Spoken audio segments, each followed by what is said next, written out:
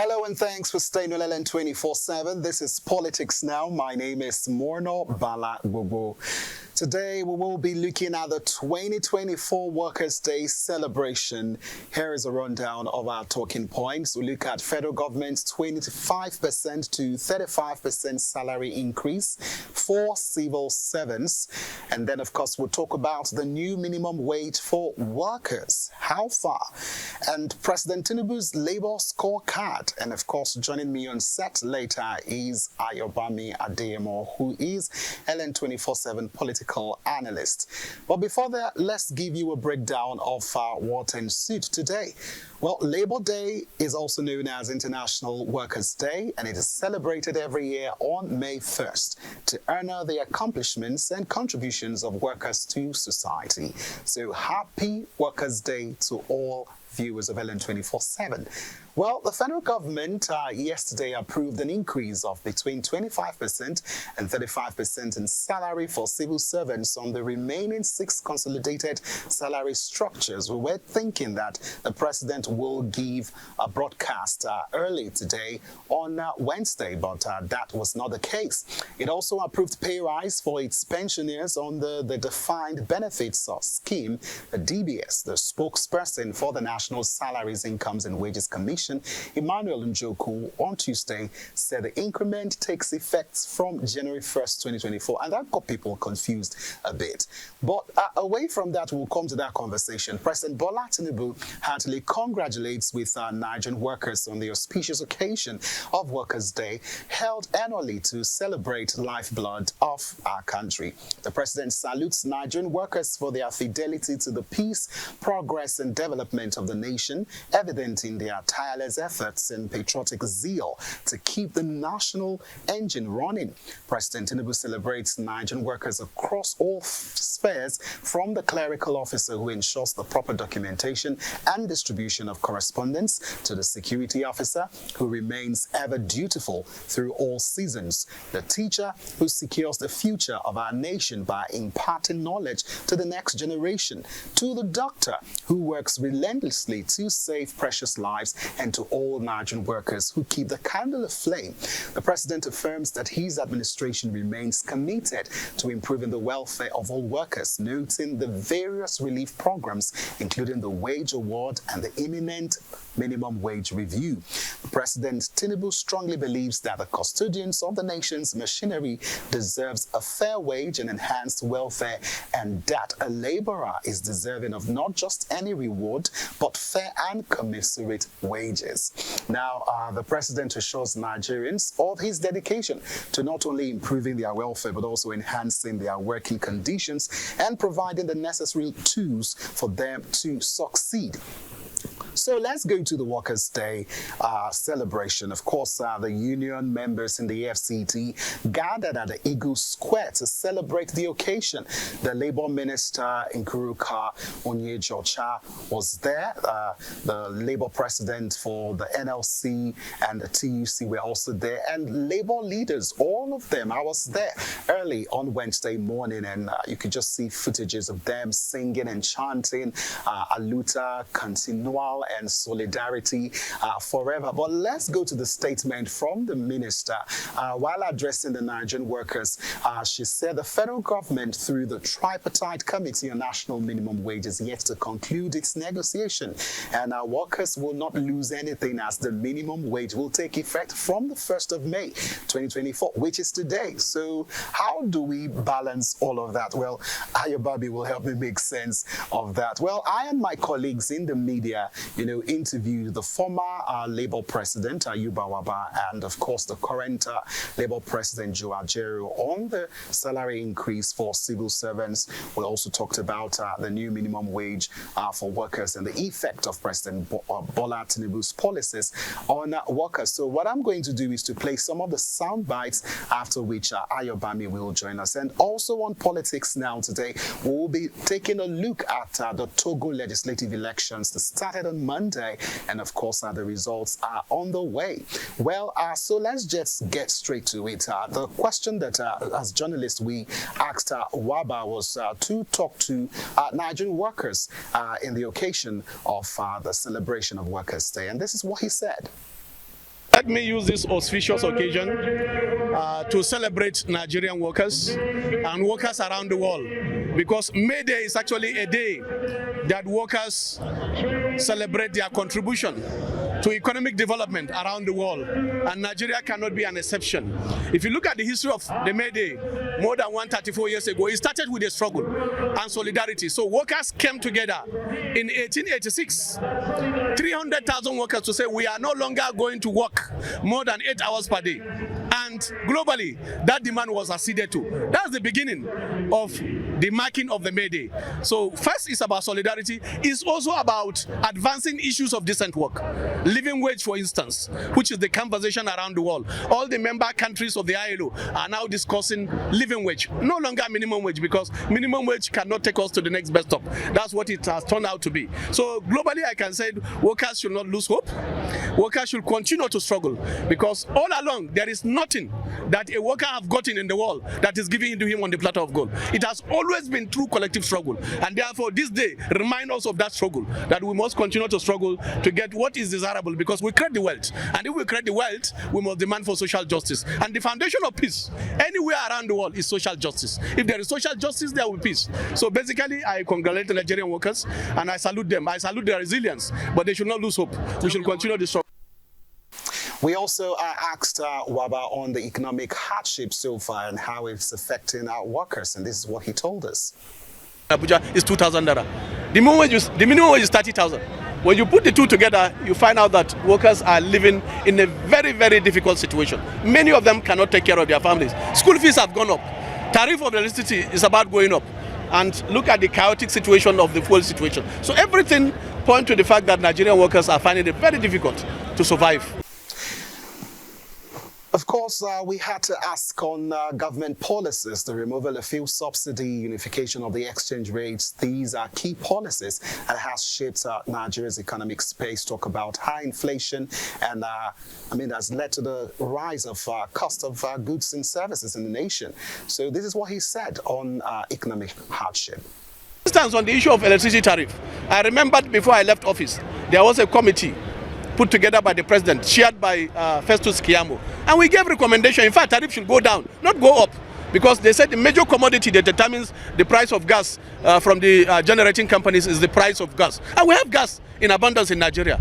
So why must we have double standard in selling gas at a different price to the Gencos and then at different price to other key players? And we gave that recommendation, and if that recommendation will have been implemented, in fact, the cost of tariff should go down. So those are some of the difficulties that Nigerian workers are going through, and we hope that policies should be aimed at addressing those challenges.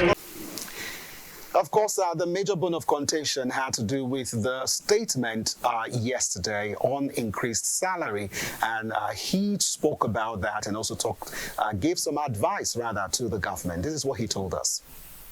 I'm part of Nigerian Labour Congress, so basically whatever position they have taken is also my position, so I cannot deviate from that.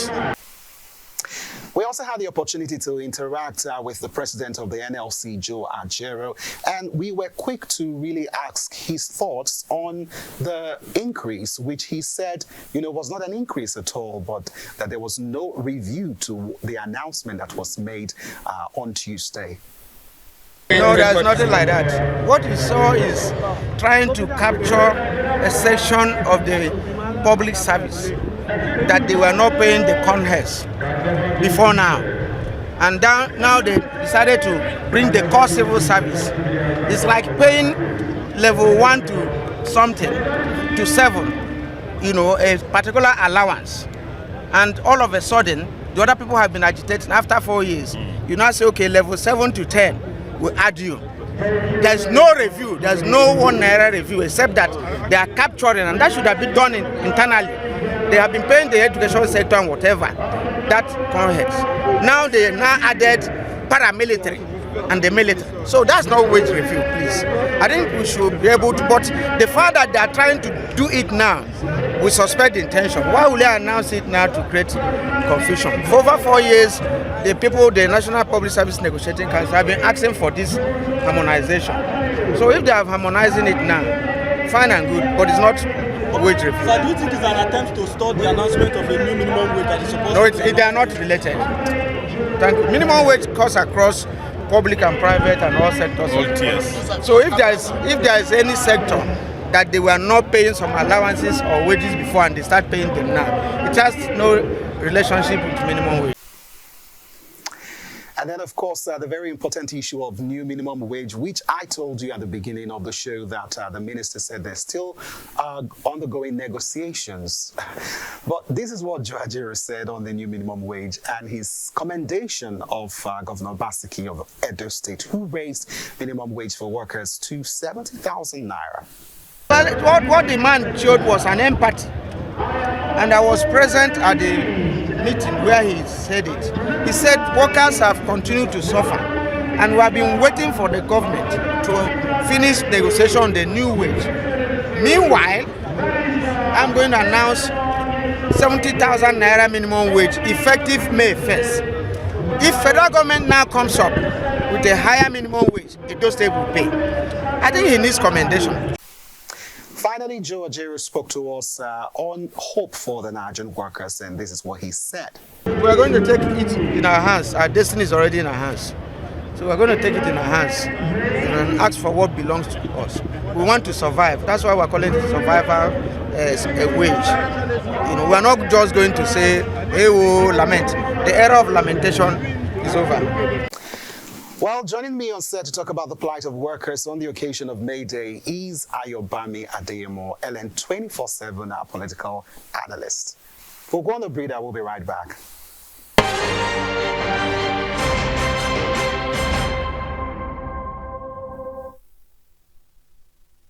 All right, thanks for staying with us in politics now.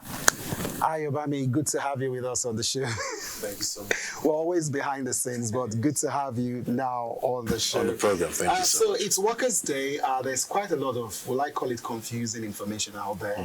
On Tuesday, the federal government said they've increased the salary of workers to take effect from the 1st of January 2024. At first, at the editorial meeting, we were thinking it was probably a typographical error, maybe 1st January 2025. Yes. But I don't think that's the case. Then we went for the event at the Eagle Square earlier today, and then the Minister for Labour says that the negotiations for workers' new minimum wage is still on, and that it will take effect from the 1st of May 2024. So it's like there's going to be a speed-up process to the negotiations to get to the minimum wage, you know, which NLC and the Labour in general are saying 615,000 naira. Is that realistic, given the fact that Edo Governor Obaseki, you know, marked 70,000 naira? As when you look at all of this, can you just make sense out of it? Well, interesting, you know, conversation, interesting situation we find ourselves in the country as we speak right now. Don't forget that the Labour is also trying as much as possible to survive, to be productive, to make sure that they give the best as they can in giving back to the society. But, you know, with our leadership and the workforce that we are trying to build, it's going to be very, very, it's becoming worrisome. Why I said so, or why I'm saying so, is that many of those that are supposed to be productive, I'm going to bring you from the angle of what Nigerians are even looking at, apart from the 615,000 naira that the Labour is actually asking, and the 70,000 naira the outgoing Edo State governor is also proposing. And of course, what the minister is also saying, that we are still negotiating, we still want to look at that. But the reality on ground, Mono, you and I covered a lot of things in Abuja, our colleagues in Lagos, all over Nigeria. We're talking about a fuel scarcity now.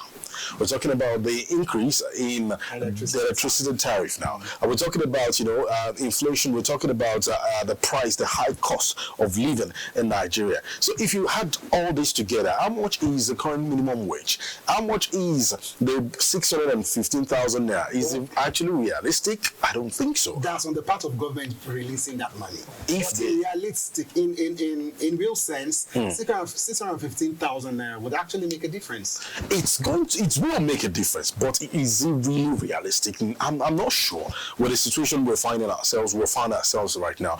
Many calls for our what's it called, Port Harcourt refineries, Warri refineries, and lots of refineries that many of those our workers are saying the government should look into, so that we can actually soften the hardship in the land. Probably that will also help. Now, I was talking about the productivity part of it. Most times, recently, in fact, I've spoken to many of the civil servants. They'll tell you, Monday I'll just resume, Tuesday I'll work from home, Wednesday, it's like that. So nobody's trying to look at how productive I should be. Those that are supposed to be at the office. Are you saying workers should not hamper on minimum wage? They should. The government should also look into it properly. They should. But we should all come together and look at how realistic it can be. What do you make of the fact that they could not meet the deadline, 1st of May? Mind you, by 29th of this month, the government is going to be 1 year in power. So there's going to be a lot of pressure coming down on President Bola Tinubu. Well, when you say... How come they could not deliver on a figure for the 1st of May 2024? I'm very sure that 1st of May is not done yet. We are still in first of May. So until we get to 12 o'clock, maybe. Just wishing, Nigerians. Were you expecting anything more than that from the president? I was not expecting, because funny enough, I told some of our colleagues at work that I was not expecting anything after that announcement, saying, okay, workers' salary has been increased. I knew definitely there was not going to be something credible for workers today. And then given the fact that the president removed subsidy, so that's like the toughest decision that consequent leaders from the past, have found it difficult to implement. For someone to have the guts to do that, then don't expect him to just bulge by as a result of maybe any tension. I mean, Labour did protest. How effective was it? They had negotiations. How effective was it? So some analysts say, President Bola Tinubu is a capitalist, and given the fact that he comes from a business background, I mean, he's profit-driven, so Nigerians are definitely going to bear the cost. Yeah, you mentioned a lot of things, but let me put it together in my understanding. You see, Labour has been, I don't want to use a harsh word, Labour needs to come together. The Labour, the union, NLC, TUC, all the union need to come together and speak the same language. Now, it's more, the politicians are seeing Labour as a rival, as politicians now. They're looking at them as policy. Yes, so it's more of what exactly do you want to bring on board? You recall in the time of the comrades, the comrade that even became a governor, Oshiomhole and others, just to mention a few. And you also recall the past ministers. I'm talking about the current aviation minister. He was the Minister of Labour. I'm talking about Festus Keyamo, and the minister, former governor of Imo State now, who was also Governor Uzodimma. No, I'm talking about not Uzodimma, not Hope Uzodimma. The previous, is it Amici? Not Amici, Imo State. His name will come, it will come very shortly. But, altogether, I'm talking about past Labour leaders now, ministers now. They went to court. At that point, they had a very interesting struggle with the union itself. Eventually, they also established another union, just watered down that strong force, that strong impact that Labour used to have before. But now, you just mentioned it. If the union comes and say, okay, there should be strike, how strong will that be? What's the strength of Labour again? You have the Labour presidents, they just come out, speak passionately, and then we just go back. The name just came down, Chris Ngige. Yeah, that's the former governor, Chris Ngige, who became the Minister of Labour, of course, alongside Festus Keyamo. So, it's worrisome. So, they need to come together. They need to come and speak together, talk together, and act together. Don't forget, if you increase the minimum wage, what about those that are not actually working for the government? Well, that's how will that affect for the private sector? You and I know that if I own a company and the government is paying 615,000 naira, for minimum wage. It's going to affect. It's going That's to have a more than lot what of. some executives, even in private organizations, are earning. No, but let's be realistic. Yeah. That's just the truth. Yeah. But the thing is that, just to wrap up the conversation, is that, we need to do better as Nigerians. It's a wake-up call. And I'm thankful for someone like the governor of Edo State. I mean, this is not the first time he's been increasing, minimum wage. But that shows empathy. And it's just the right thing to do. Yeah. But we're talking about Tinubu's administration. I mean, this should not take long. Even if it was the 70,000 naira, that the Edo State government, at least it's something. There's something on the table that Labour can even fight, which will be implemented, and it will go in some ways to, alleviate the economic hardship presently in the country. Well said. And we should also look at it from the other angle. We should not. I'm not against the increase of the minimum wage. I'm in full support of it. But when you look at the figures that the union is talking about, it might not be more realistic. It will also devalue the currency. Well, it just reminds me of Trump's book, The Art of the Deal. Bid higher so that if it falls, yes, it might be. Yes, it is the game plan. It is the game plan. But if you look at that figure, the figure we're talking about, it will devalue. That's the point I'm making now. It will devalue naira. When someone goes home with 615,000 naira as a minimum was on wage. TV So this morning debunking the fact that it wouldn't affect anything. you think so? That's what he thinks. So what so anyway, it's a conversation that we'll definitely keep talking about every time on news and of course on television every second. Ayobami, thank you so much for being with us to explore some of the dynamics of the conversations regarding workers today. Well, we'll take a breather, and when we come back, we'll head over to Togo to get with taps with what's going on over there regarding the legislative elections. To stay with us.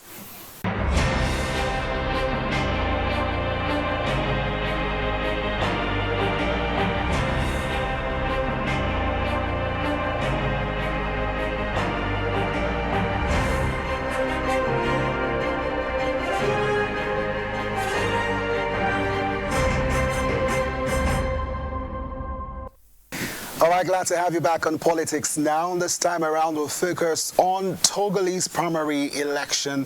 Here is a rundown of our talking points: conduct of elections so far and the split over controversial reforms, and key concerns for voters. Joining us all the way from Lome in Togo is Paul Amegapo, Resident Director, NDI Guinea.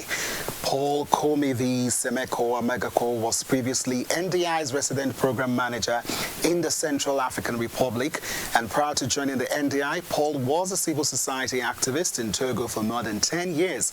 He has served as the Executive Director of Togo's Civil Society National Dialogue, and since 2013, Paul has been a member of the West Africa Election Observers Network. Well, before we get to our guests, I filed the report on the crucial parliamentary elections in Togo. This is a breakdown of some of the key things that we'll discuss when we come back.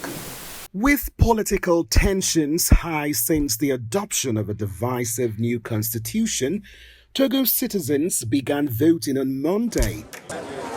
Opponents say the constitutional reforms allows President Faure Gnassingbé to extend his family's decades-long grip on power. The ballot comes after lawmakers this month approved the reform, creating a new prime minister-style post. According to the new constitution adopted by lawmakers on April 19th, Togo's president becomes a mostly ceremonial role elected by parliament and not the people for a 4-year term. Togo's shift from a presidential to a parliamentary system means power now resides with the new president of the Council of Ministers, a sort of super prime minister who automatically will be the leader of the majority party in the new assembly. For Gnassingbé's ruling UNIR party, this makes Togo more representative, but opposition parties have mobilized supporters to vote against what they say is an institutional coup. Gnassingbé's Union for the Republic, or UNIR party, already dominates parliament. If the ruling party wins on Monday, Gnassingbé can assume that new post. In the streets of Lomé, people see this new reform as a way to prolong the reign of President Farouk Gnassingbé and his family's decades-long grip on power. We're tired of seeing the same family in power, says Coleman Gatto, a building painter. He says if these elections are transparent, there will be a change. Not everyone holds this view. Gnassingbé can stay at the head of this country for as long as possible, says taxi driver Notsugan Coffee. I don't mind as long as we are comfortable, he says. Meanwhile, Togo's opposition party, the National Alliance for Change, ANC, who attempted organizing protests against the reforms were blocked by authorities. Togo's Electoral Commission refused to allow the Togolese Bishops' Conference to deploy election observers across the country, according to a document seen by the AFP.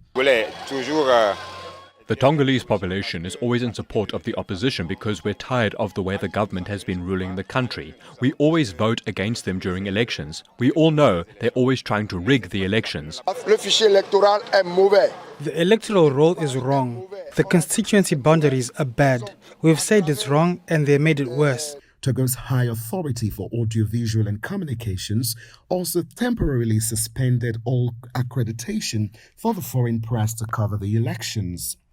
During a press conference in Lomé, the opposition called for the mobilization of Togolese against the regime of Farouk Gnassingbé, who has been in power since 2005 following his father's nearly 38-year rule of the country. Gnassingbé succeeded his father Gnassingbé Ayadema, who ruled for almost 4 decades with himself following a coup in the small coastal West African state wedged between Benin and Ghana.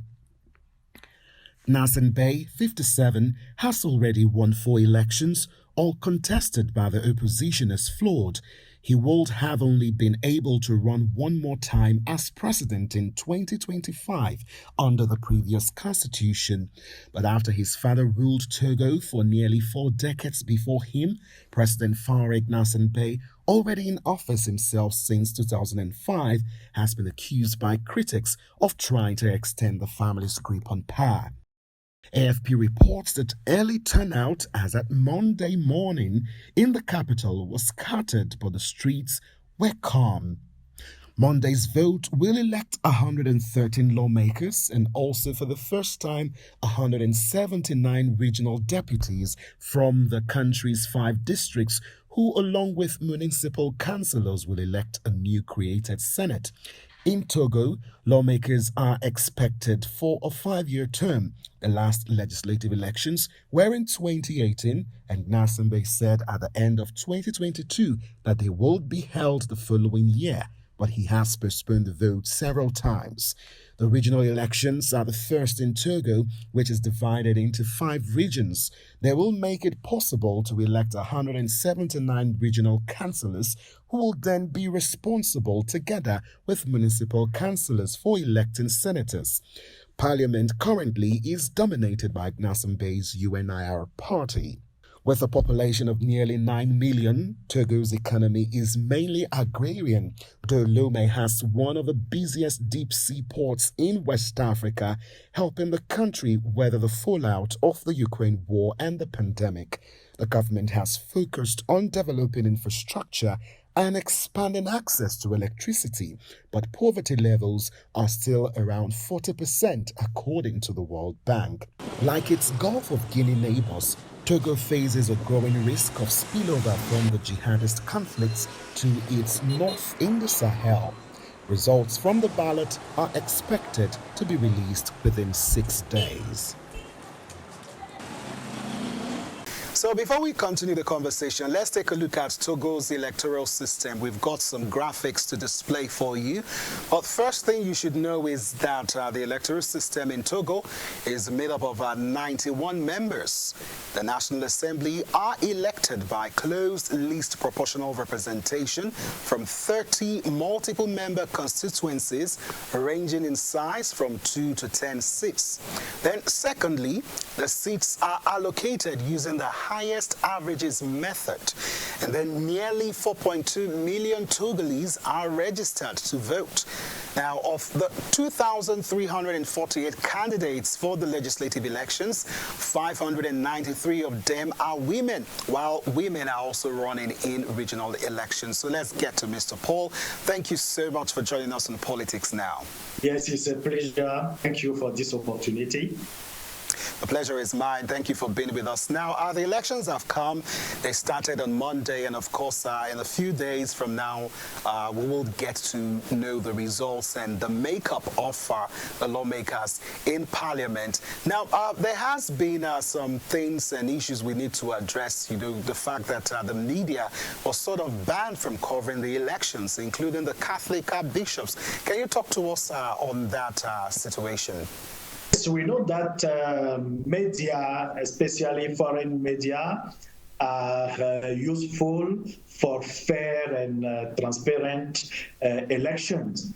And the decision taken by our authority that managed media in Togo is followed by a journalist, a foreign journalist, who were in Togo 2 weeks ago and who didn't have the permission, who were not allowed to cover the election. And according to this situation, they took this decision that we can qualify as a wrong decision, because Togolese want a fair election, fair and transparent election, and we need that all information around the election be available for the world. So refusing to give opportunity to foreign media representative to come to Togo and to cover the electoral process is not well appreciated here. Right now, Mr. Paul, let's talk about the controversial constitutional provision in Togo. Is it the major reason why people, were excited about the polls? We know that the so-called controversial reform of our constitutional provision in Togo by changing the constitutions has an impact on the electoral process.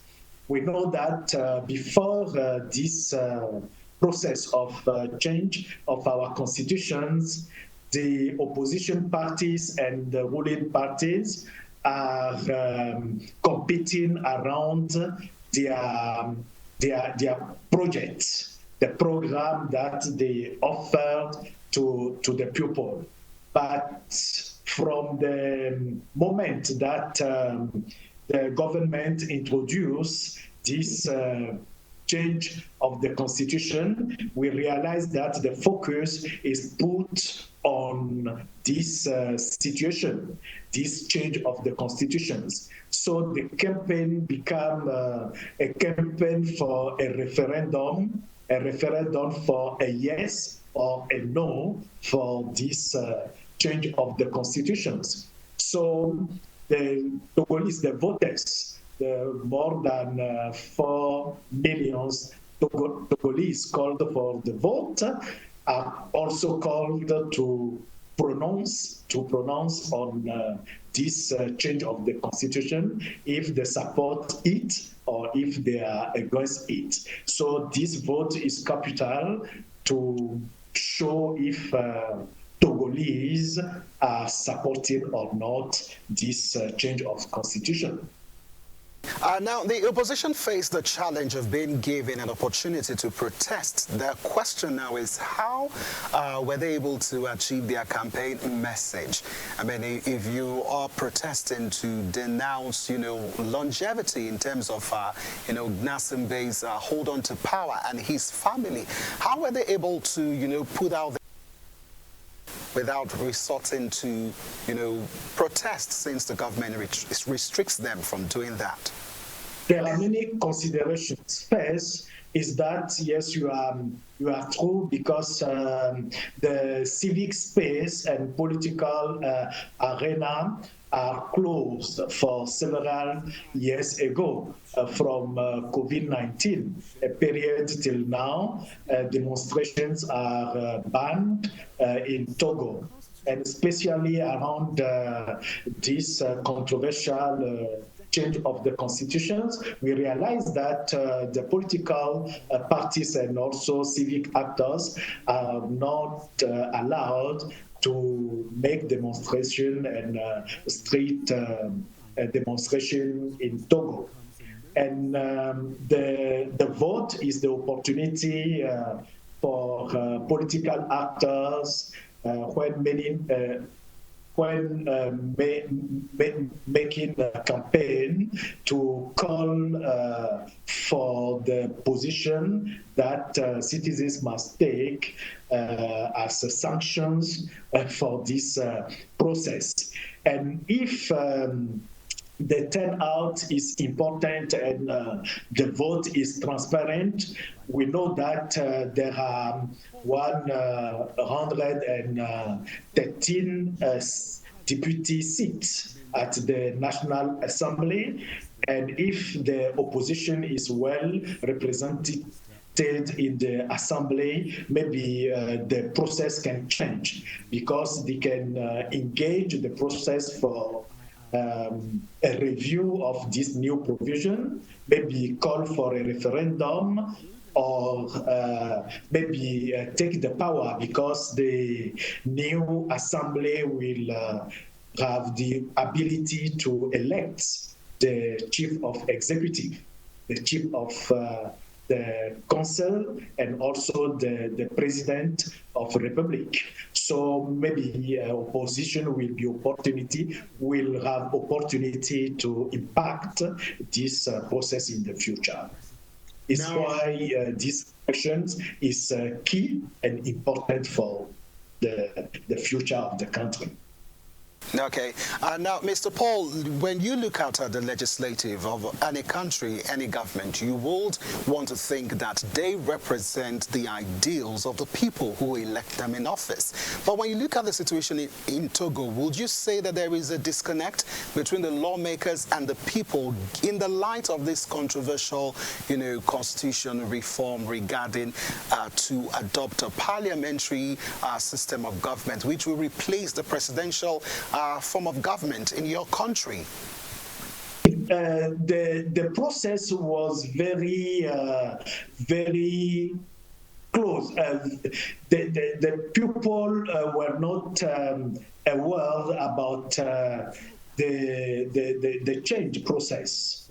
So we realized that there is a distance between the representative as members of parliament and the citizens, because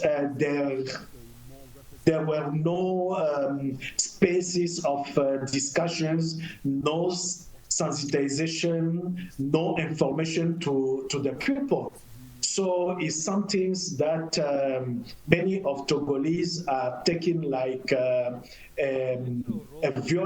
violence or violation of their rights, their sovereignty, their power to hold on the constitutional provision.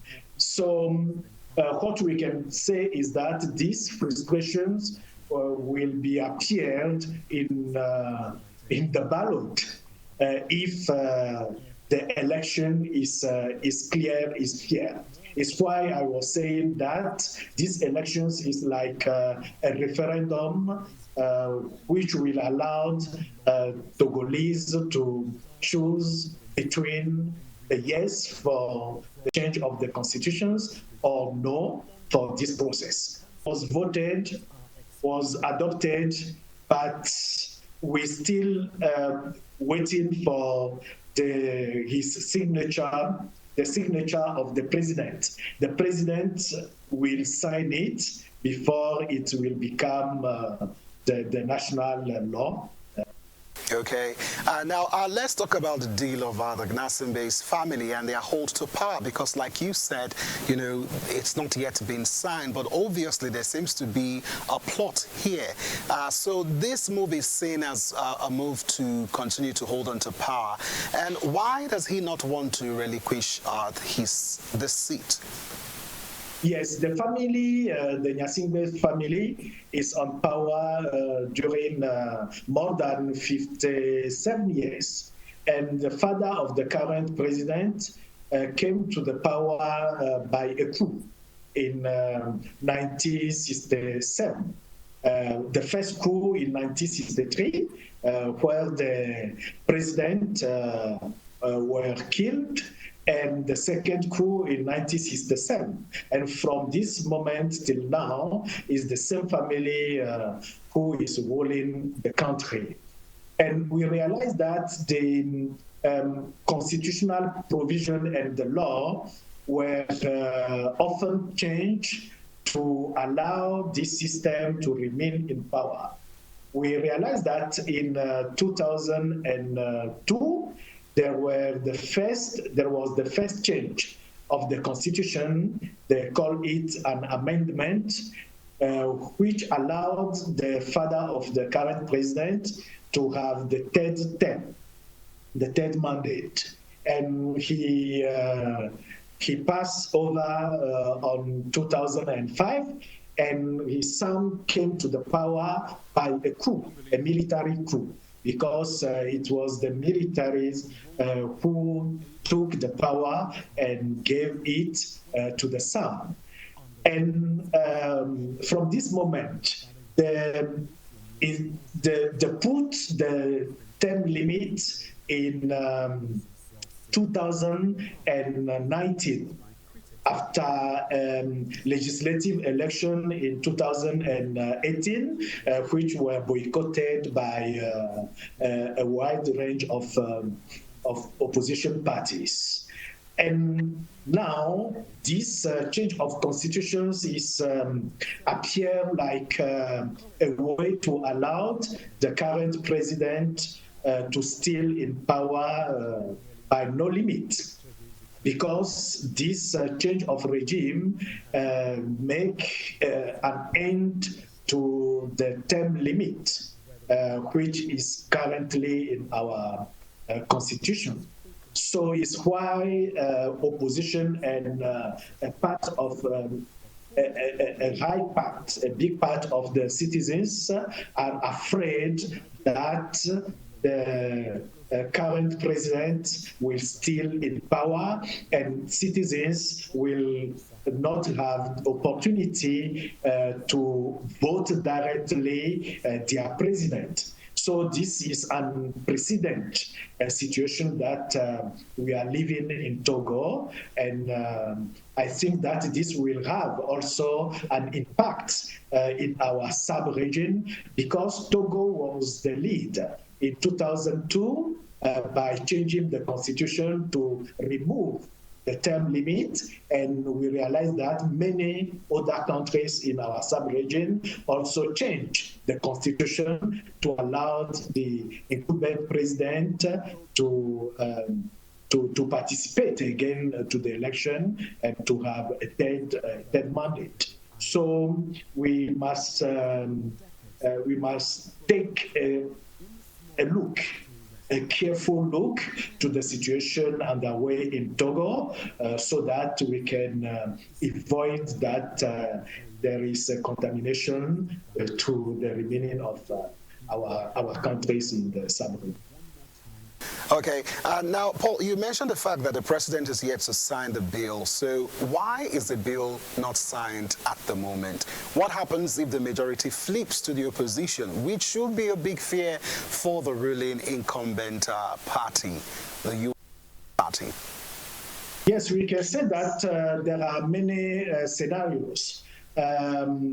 Maybe the government is waiting to see the trends of this election before signing the bill, because they know that if the trend is not in their favor, they will not sign the bill, because they will not allow that the opposition take executive power through the new assembly if the majority of the members of the parliament belong to the opposition. So we think that the president will wait till May, the 3rd of May, because he has 15 days to sign the bill. So from April 19 to May 10, he has opportunity to sign it or not. So he will wait after the election. For the results of the election, the proclamation can be held maybe three days in the best way, or 6 days after the election. So till the next weekend, we will have the result from this election. So the president can wait till the last day, May 3, to sign the bill if he knows that his majority is confirmed at the parliament, and he can take control of the parliament and of the executive. Otherwise, he will not sign it. So what is the scenario for opposition? I think that the opposition may go through a coalition, because now they participate to the election separately. We have 19 parties that participate to the election, and 2 political coalitions. And we have also 60 independent candidates. So it's important to see how must be the landscape of the new political environment after the election, if there will be strong coalition among the opposition political parties and independent candidates, so that we can have maybe a majority for the opposition, or a minority, but important minority, to avoid that some change can be doing in the parliament without involving the. Well, I wanted to know, in terms of the level of excitement that you've seen in this election, because normally when you talk about African elections, you don't see people excited, for elections that's not the presidential election, like we have here in Nigeria. Barely, I mean, when you look at the statistics of people who go out en masse to vote for the presidential election, I mean, it's just low in terms of what you would have with the legislative elections. So how will that be, considering the unique situation that we are seeing in Togo? What's the excitement so far? How has it been when you look at these very crucial legislative elections? So you are right. The importance of this election change its nature from the change of the constitutions.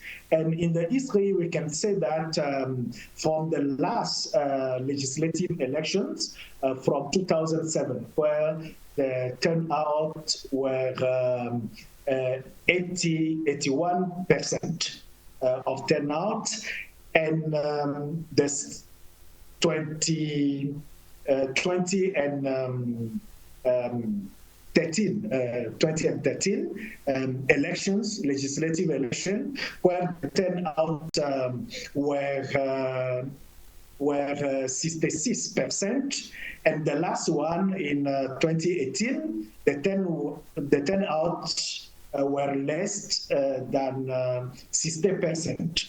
So we realized that the turnout decreased from 2007 to 2018. But the highness of the turnout in 2007 is depended to the situation on 2005, where the current president came to the power, as I said, by a controversial election and first by a coup. So this situation created the environment for the citizens to assess the importance of these elections. And we realize that is the same scenario. We are in the same context now. So the turnout will be high if our prognostic is well. So if we have a highest turnout during these elections, it is combined elections because we have legislative elections and also regional elections. So these combined elections are very important in the context of the change of the constitution according to the role that the members of parliament, the deputy, will play, and also the regional council, because the councillors in the regional level will elect the Senate members. So it's important the role that the Senate also will play in our parliament. So it's why we, as analysts, we think that these elections is very important for Togolese, and their importance is really explained to the population. We can say that they understood it well, and their participation to the vote and the casting of the ballot will be important to see. All right, Mr. Paul, quickly, I just wanted to know some of the key concerns of voters. I know this constitutional change is really key for voters in Togo, but what other things are on the minds of Togolese? We can say that the ballot, the number of polling stations increased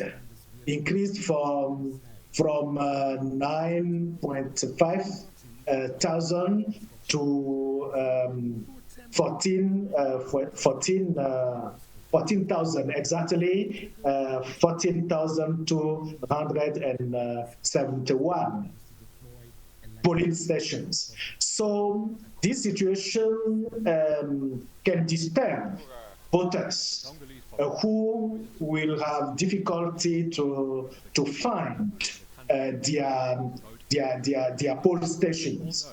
The government and our independent commission, electoral commissions, accomplish in the time, and they start claiming for their victory.